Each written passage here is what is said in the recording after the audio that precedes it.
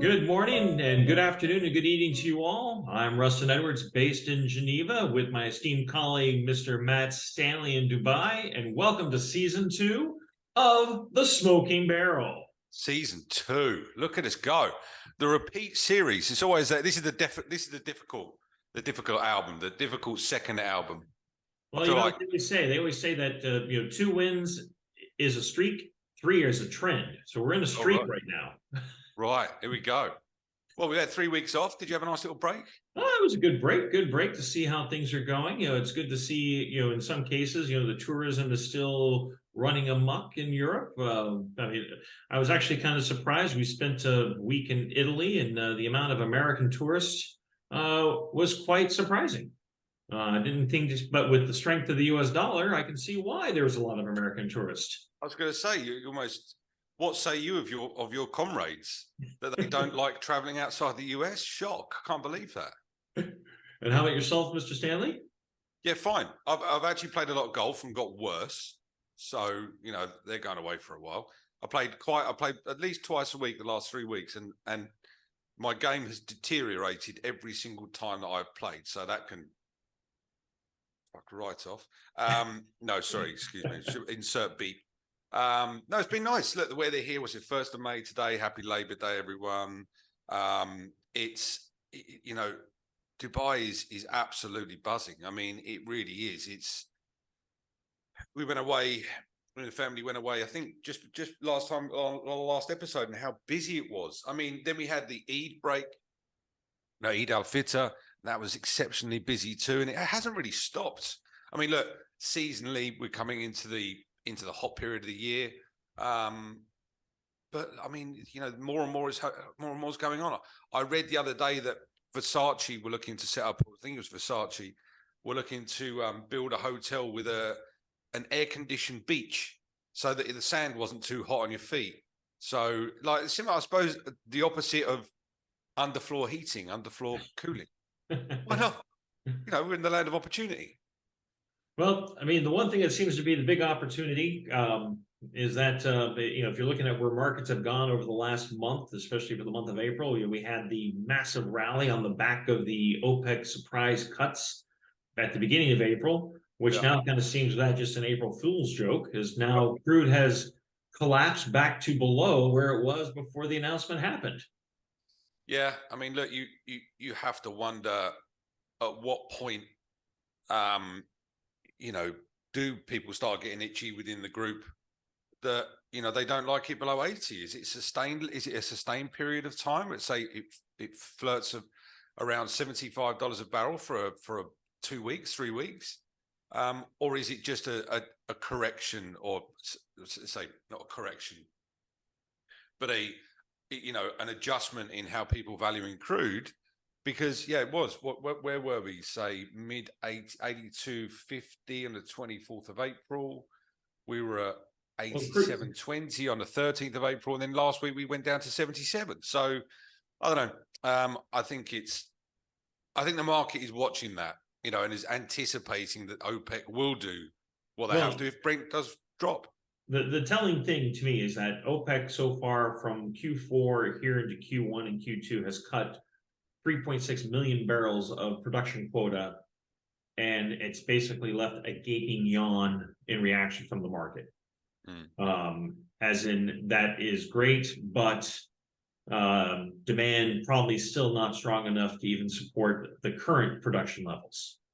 Now, granted, there's a lot of other macroeconomic things going on that are also impacting the markets today. I mean, we have another U.S. bank that is on the brink of collapse, First Republic Bank, which tells you that the banking crisis that has started with all the interest rate rises has not gone away.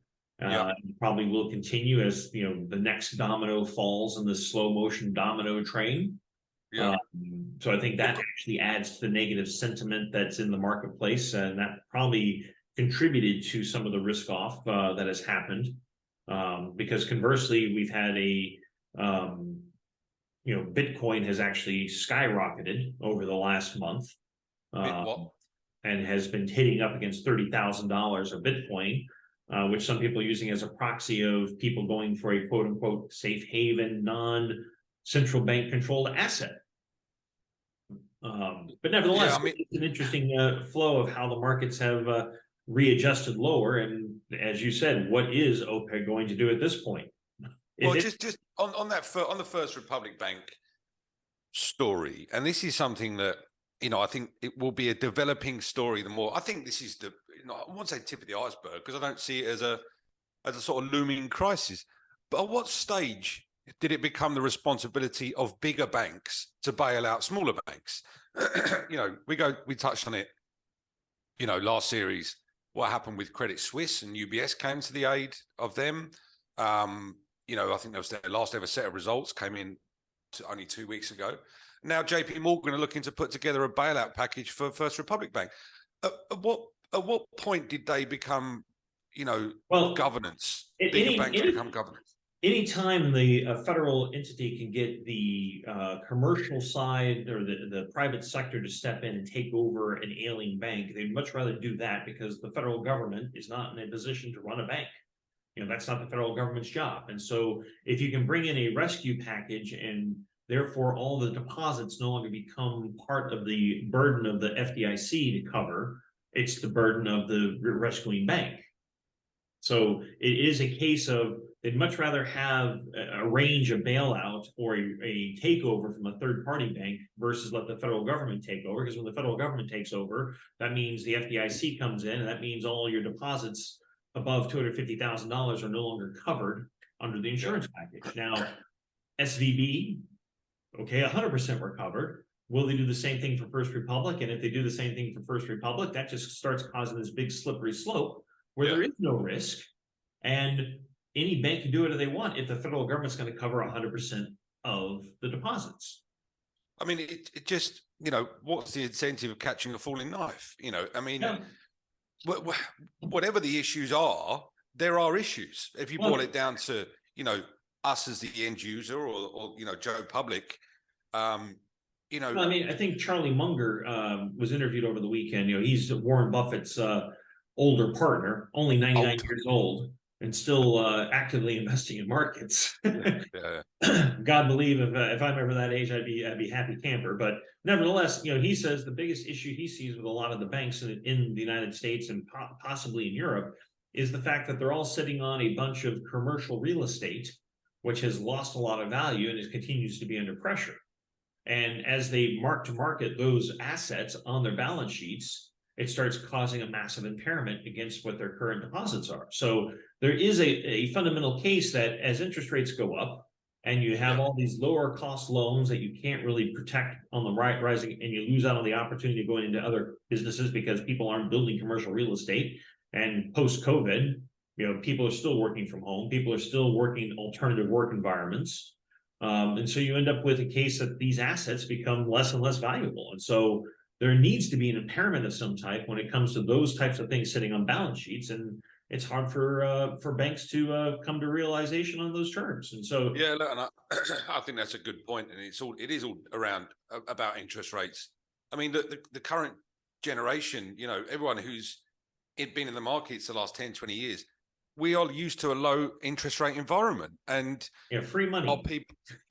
Free money. Who doesn't like free money? But is the market adjusting to the fact that interest rates, we've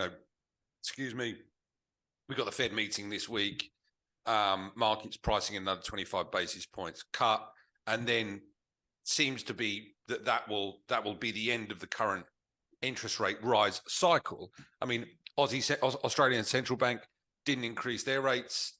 And there's just a sort of underlying murmur in the market that things are starting to level off. Inflation's still high. But it's, you take what it is in the UAE, it was 4.9% last year. It's 3% so far this year. So it is coming off. I just don't think that the market likes an environment where borrowing money is more expensive than it used to be. But I mean, we're not in the 70s. Markets have moved on quite a lot in the last 40, 50 years. I just wonder if how the likes of a crypto, like you said earlier on, a Bitcoin, how it fits in that prism of a high interest rate environment.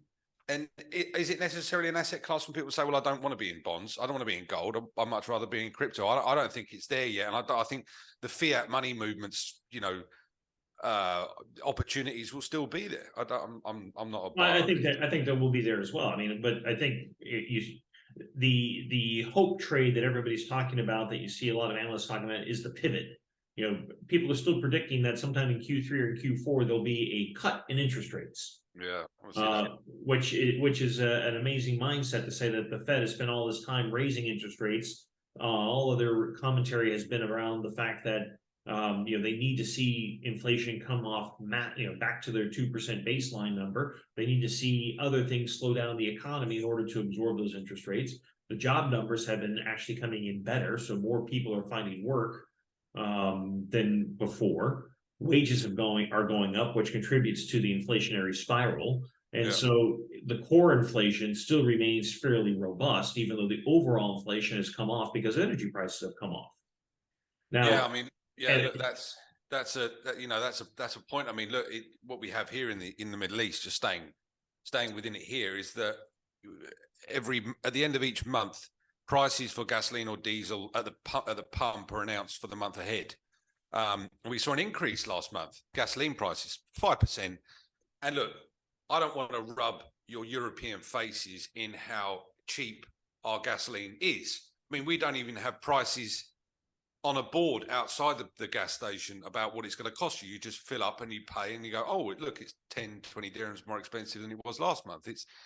It's largely, and yes, I'm being smug there. You know, we don't have the taxes and all that. But you know, people are still looking at things. Oh, it's gone up last month for gasoline. Diesel actually came down. We'll touch on that in a minute. But yeah, it's an environment that I think, and energy prices and inflation, an environment that has stabilized over the last 6 months. And Brent is no exception to that, really stuck between a range that we've seen since January the 1st, right? oh yeah, no, I think you're absolutely correct. I mean, we've got a market that has fully adjusted now to the EU price caps, G7 price caps on Russian flows. The Russian oil exports have all been readjusted into new markets and have gone to other markets. And the market is now, overall, from a global basis, has now come to a point where the stress of how you're going to supply the market has been fully filtered in. We see this also with freight rates. Tanker freight rates have come off from where they were as the balancing has finished. And now some shipping companies are looking at, oh, well, that Russian flow doesn't pay as much as it used to because they got plenty of ships. So I'm going to go back into a normal flow outside of the price cap flow and see if I can try to make money there. And so we have seen a normalization of freight rates back to, I'm going to say, more of a normal cost structure for VLCCs and Suezmaxes. We've seen the supply stress kind of ease out in the system because now the Russian barrels are all getting placed, and the gap that was filled from those Russian barrels being gone being backfilled from other countries. Like, I think, you know, the Middle East refineries are probably doing a very good job exporting material back into Europe to backfill the diesel gap. You've got the United States backfilling the diesel gap. And so now you've got a market that's become all of a sudden, at least from a distillate standpoint, oversupplied, because you've got contango now in pretty much every pricing market around the world. And once you have contango, it tells you that there's more molecules than you need. Yeah, that's right. I mean, look, that's a nice little segue there, Edwards, into the diesel theme that I wanted to talk about, because, you know, not just here in the UAE or the Middle East, you know, diesel prices continue to come down, but just some context. So it's beginning of May last year, ICE gas oil futures in Europe were trading just under $1,400 a ton on ICE. This morning, they're below 700. And that 50% decrease that we've seen in a relatively short amount of time for something to lose half of its value. I know oil markets are inherently volatile, but that really is a complete change in sentiment. Well, is all to do with the Russian story. But it also has to do a lot with, and when you actually look at the refining crack of diesel, which is the difference between the diesel price and the price of crude oil being your feedstock, diesel being your product. You know, last year we had what, $50 diesel cracks? Oh, 70. Yeah, at one stage it was nuts. And now we're down to $13 diesel cracks. Yeah, exactly. The diesel cracks have actually normalized almost back to where they historically trend. It's still on a higher point from that, but the prices have come off. Those relative value between diesel and crude has come off. And so now you have a market that becomes very well, very balanced, very well supplied on that molecule in the flow. Yeah, exactly. Yeah, I mean, look, my colleague Andon, he's at Kepler, he wrote a piece last week, about what gas oil demand in Europe really looks like. It's down, year on year, down 3% in Italy. It's down in UK. It's down in Spain and Germany. 5 years at the average 5-year range on stock levels is significantly higher than it was in 2022. And that's just only going to put pressure on, then you've got the refining strikes that are happening in France. And then, we touched on it a minute ago, the change in trade patterns that so many people were fearful of that caused the surge in flat price, the $1,400 a ton that we went up to only a year ago. And as you said, things then calm down and sort themselves out, and patterns are established. But who are the benefactors? Who have really, if you touched on it, Middle East refining capacity. So we go January 2022, Europe imported a total of 850,000 tons of diesel from the Middle East. If you take what they did in, let's go, April, it was 2.2 million tons. So that's nearly 4 times as many, as much material. And that's all going to France. 600,000 tons went into the Netherlands. It's a pattern that is increased over the course of the last 14 months. It's not going to have a significant impact on the prices because that pattern is established. And I don't see that suddenly, doing a 360, i.e. Middle East barrels don't work because Russian oil is now going into Europe again. I don't think that will ever happen again, unless God forbid, I don't even want to think about what has to happen for that for Russian energy to be allowed back into the EU. I think it's off the table for the foreseeable future. Well, I mean, the two things that I see when you look at the distillate demand profile, you have, the two different categories of distillate. You have your diesel and you have your jet fuel. Yeah. And look at U.S. data. So it's interesting to hear what your colleague had said about Europe. From U.S. data, U.S. diesel demand so far in 2023 is averaging 3.8 million barrels a day. Now, if you take out the COVID years of 2020 and 2022, and you just look at 2017, 2019, where the average was roughly 4.4 million barrels a day. The U.S. on diesel demand alone is about 5.8% lower than it was pre-COVID level. And we're in a post-COVID world in the United States. Jet fuel is almost 9% lower than it was pre-COVID levels. Yeah. And so when you take those two components of the diesel market and you put them in place, you say that diesel demand is actually not showing any real recovery in consumption. Now, you can also throw this into the fact that, segue that into consumer demand for goods, because there was a few interesting reports that came out. J.B. Hunt, the largest shipping, trucking company in the United States. What's J.B. Hunt's business?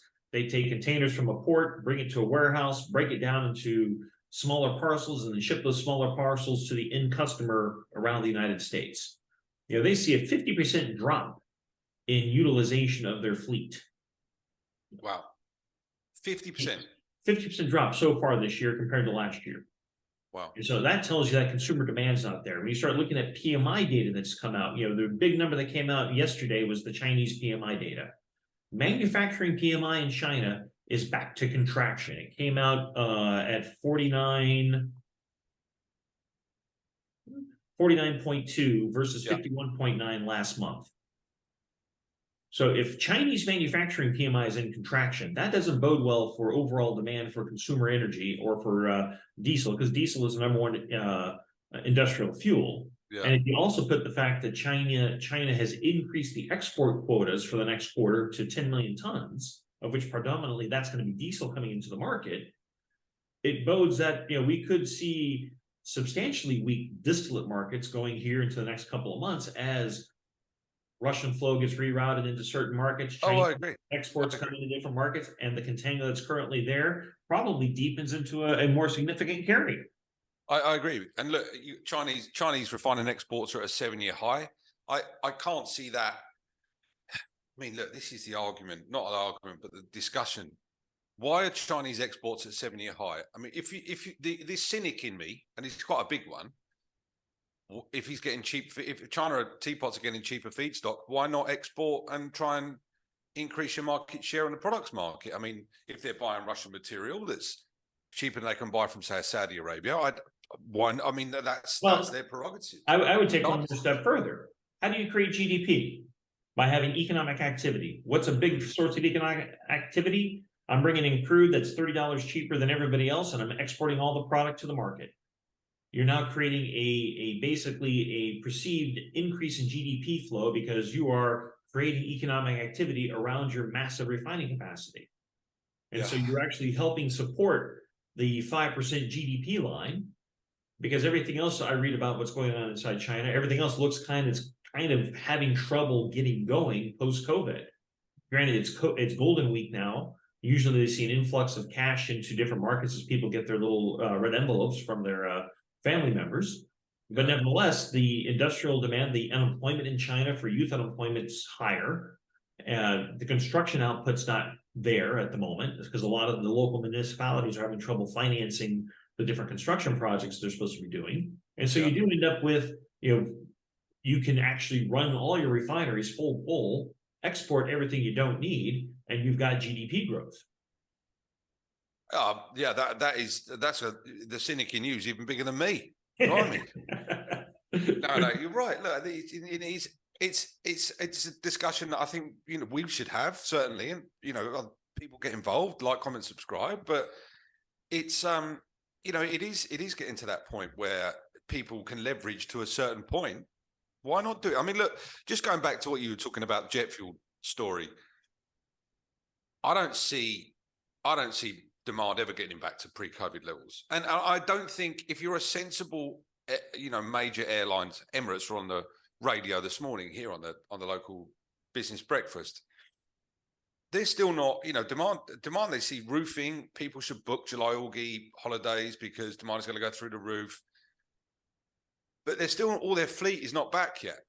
So they're still withholding a certain amount of planes back. And it's not because of any other, not anything sinister. It's just, and this is what people are blaming it on. And this is what I can't tie together. So on one hand, you're saying, your US haulage business, the end user containers, 50% lower than it was. But then people are blaming, why things are not getting back to normal is a lack of manpower. People are stuck in certain places. You can't get people to come and service the aircraft. There's not enough people want to look at the after luggage, the real people who make sure you get from A to B in terms of catering and all that. So on one hand, the US are saying we're 50% down. But on the other hand, we're saying, well, we can't get enough supply in the market because there aren't enough people. And those two don't marry to me. Well, they don't marry to me either. I mean, to me, I think it's a case that if you're an airline, you're looking at, the beating you took during COVID as an industry. Yep. And so you're going to do what you can to control the supply of flights to generate revenue and maintain a stable revenue profile. So you don't bring that next plane out until you're always booking on a certain route 120% over capacity. Because then you have to bring the next plane in. And planes cost money. Planes sitting on the ground, even with diesel, jet fuel prices where they're at, they still are expensive animals to run. Yeah. And so you're not going to bring back the extra staff or everybody else because you don't want to have all that extra overhead to take care of. You try to keep things running, I'm going to say, at that maximum operational level for the amount of manpower you have available. And so you do push people to do more. Yeah, I agree with you.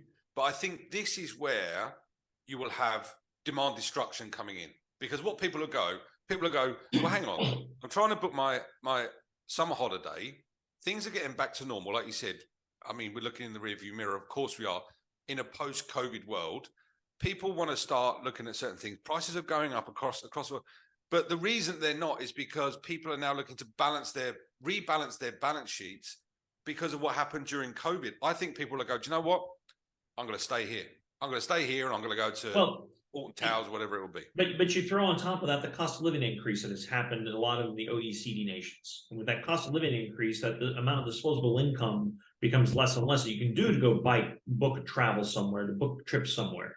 And so people are being probably more discretionary with how they spend. It's like, well, instead of me taking the flight to Italy, I'm going to drive to France. Yeah. And that's how they're going to do their holiday. And so you might see an increase in on-road demand, but you see a decrease in jet demand. You couple that also with business travel. There was an article on Bloomberg that as they were interviewing travel personnel within different corporations, the amount of business travel is coming off and the amount of people traveling business class is coming down. Yeah. So Yeah, even absolutely. companies are saying, do more, the learning from COVID, do more with online, do more with teleconferencing. Only travel if you really have to travel. And if you're going to travel, you're going to travel in coach. You're not going to travel in business class. Yeah, yeah. And so you do create this change and shift in how people are spending their money, how businesses are spending their money. And all of a sudden, airlines don't need to have 6 planes flying from Dubai to UK. They only need 4. Yeah, but I think, what the hedge that Emirates have done there, and I'm talking about Emirates specifically because I think they're a great airline, is introduce premium economy, which I think is a post-COVID play or business decision, because people are saying, I'm not going to pay, I don't know, 20,000 dirhams to go from Dubai to Heathrow, but I would pay 10 for premium economy because it's not that much of a difference. So I think it's a good idea. But just bringing this back down to what the podcast's about, instead of moaning about whether we turn left or right on an aeroplane when we get there. We're bullish gasoline. We're bullish driving season then. Well, you just said it, so you can't not say it now. No, I would think that if you have disposable income, you're probably going to choose to drive versus fly. Does it make me bullish gasoline? No, it doesn't make me bullish gasoline, because we got refineries coming out of their turnaround season, which means that there's going to be an increased ramp up in production. I think you have an incentive still in Europe to keep diesel stocks at a very robust level, which means they're going to produce a lot of diesel and a lot of gasoline. I don't think the demand in the United States for gasoline has yet to show that everybody is expecting, because again, that gasoline demand is 3.5% over or below where it was between 2017 and 2019. On average, 9.3 million barrels a day. Currently in the United States, roughly 8.7 million barrels a day. So, okay, question for you then. I mean, I'm bullish gasoline. I think that energy prices being somewhat stable, people can plan a lot more. I touched on this last time. And I think that driving season will be robust. Whether that will filter down to be bullish for energy prices, I don't know. I would be a buyer of summer cracks, gasoline cracks, and I think that's a fair play. What happens though? Memorial Day holiday is always typically the start of US driving season up until Labor Day in September. It's always gives the boost to the gasoline demand, and then to the pump. And that's what every gasoline trader looks at, is to see how well the gasoline season is going to be. What is the U.S. Memorial Day demand looking like? Exactly. Okay, fine. But with the driving season also ties in with US hurricane season. Look, granted, end of August to September is probably the busiest time. Hurricane season forecasts are looking quite, I don't even know what the right word is here. I mean, save for peril and disasters and homelessness, they're taken aside from this conversation regarding energy markets, okay? Just so you know where my moral compass is. If hurricane season is fairly brutal for the Gulf Coast, say Galveston or Corpus Christi, or that hotspot that happens annually, the transatlantic ARB, i.e., gasoline coming in and being replaced from the US, from the ARA, Northwest Europe, would that still be there with a lack of sort of naphthas not coming from Russia? Well, there's still plenty of naphthas that are produced inside the refining system inside Europe, and so Europe is still exporting gasoline into the United States. There are other sources of naphtha. I'm sure I'd be very interested to see how much naphtha is coming out of the Middle East into Europe now. Oh, we can check. Because that right there would tell you, is that replacement happening? Because yes, Russia exported a lot of naphtha into Europe, but naphtha still needs to go places. So are we just seeing the same replacement like you're seeing with diesel, with naphtha coming in, this allowing the blend stock? The big question that a lot of traders talk about today is the fact of octane being the tight molecule, which I'm going to say in the years that I've traded, octane is always the story everybody tries to ping on going into the summer driving season. because without the high octane material, you cannot blend off low octane naphthas and create the right balance for the fuel. I mean, you need 95 RON, high octane 105 RON, low octane 86 RON. Put those together, the right mix, you've got your 95 RON that everybody wants for their normal consumer demand. Okay. Just but on your naphtha nonetheless, question. It's Just on your a big question. How much of the naphtha from the Middle East is being pushed into Europe versus how much from Russia was being pushed in? April last year, 2022, there were 38 KT Middle East monthly exports to Europe of naphtha. 38 KT, that was from Israel. April 2023, it was 389,000 tons. And there you go. So that is, I mean, the 3-month average there is 184 KT, but totally skewed. Well, it's going to be skewed after February 5th, because February 5th is when the product embargo came in place, and that's when naphtha stopped coming in from Russia wholeheartedly and started moving into other markets. Yeah, I mean, look, majority of that's coming from Al-Zor on a new refinery, which, breaking news, is up and running and exported its first cargo since the beginning of April yesterday of VLSFO. So, which, when you look at it again from gasoline supply and demand standpoint, you know, part of the gasoline production pool was also the material used to make 0.5 fuel oil, which is the predominant bunker fuel in the world. Yeah. Changes between last year and this year, you have the Al-Zor refinery exporting 600 to 650 KT of VLSFO when it's fully running. You have the Al-Qum refinery in Oman, another 150,000 tons a month of VLSFO being exported from Oman into the marketplace. That new supply of VLSFO will displace material that was going from Europe into the Asian markets to supply the Asian bunker hub of Singapore. Now, that means that all these materials that were being put into the VLSFO pool are not going to be available to be ran as gasoline feedstocks, your low sulfur straight run and your low sulfur VGOs. Vacuum gas oil, which is part of from an atmospheric distillation column. If those molecules are available to make gasoline and they're not being put into a bunker pool, that means that you're going to have ample material to make all the gasoline you need to meet demand going into the summer. Okay, you heard it here first, Frias. So that's why I'm not so bullish gasoline from a supply standpoint, because the material should be available to make it happen. Yes, you can have the black swan event of a hurricane that hits the refining base, and that causes a spike, which is something that every gasoline trader hopes for during the summer. But if there is no Gulf Coast hurricane, then you don't really have a market. Yep, you're wrong, but I mean, yep, that's fine. Yeah. No, look, it's before we wrap up. It's you know, look, Q1 was pretty steady. You know, PMI, as you mentioned, they're coming in, you know, lower, especially on manufacturing PMIs. I think that's a cause of concern. One that needs to be looked at. I think if Brent continues below 80 for a sustained length of time, I think we will see some interaction with OPEC, but not yet. Still early. And look, I think it's a point where OPEC can only cut so much, and they start really impacting their own budget. When that point comes, I'll let you know. But no, you're right. It's all to do with actual production numbers versus what they said they're going to do. And I think that this week, all eyes on Powell and the Fed. You know, is this the point, the turning point? You know, it's earnings seasons, and all of them have been pretty good. I mean, you know, people were concerned. Everyone, I mean, ExxonMobil, I think, announced Q1 figures this morning. It's like $10.5 billion of profit in Q1. So, I think it's a case, if you're in the energy sector, you're probably still doing pretty well. If you're in the consumer sector, you're not doing that well at all. I mean, Samsung, 95% drop in profits.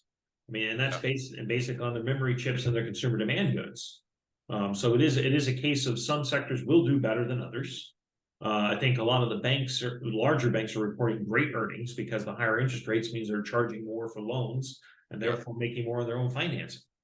I think the things to watch from an energy standpoint going into next week, we've got the continued fighting in Sudan, which puts about 150,000 barrels a day of exports at risk. You've got the issues with looks like the issues between Iraq and Turkey and the Kirkuk crude production are getting ironed out, but there's still quote unquote technical issues, which is keeping 450,000 barrels a day off the market. Yeah. Exxon lifted force majeure at Quioba in Nigeria. That adds 300,000 into the market that wasn't there for the last month due to labor issues. So I think if we get Kirkuk back, we can actually see higher supply of crude coming in, which could keep an downward pressure on any rally, because supply will continue to increase. Yeah, and look, just on the Sudan thing, I mean, I'm reading stories as they're coming in, and they're just getting worse and worse. So anyone who's affected, I hope everyone's all right, gets out as quick as they can. But unfortunately, what we want to do in this podcast is talk about what it means for the energy markets, aside from the humanitarian issues. And I think it's not ours, but the Sudan issue, I think I want to talk about that next week, because that has a fundamental effect on 0.5 VLSFO cracks. It has a fundamental effect on Fujairah for feedstocks. So yeah, let's talk about that next week. But I hope everyone is safe, and it's tragic what's unfolding. So thoughts are with everyone.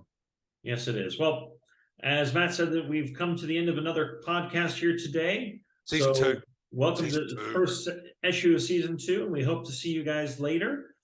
Please like, comment, subscribe, and we hope to bring more in the coming days. Nice one. Cheers, lads. Cheers, Gladettes. Bye.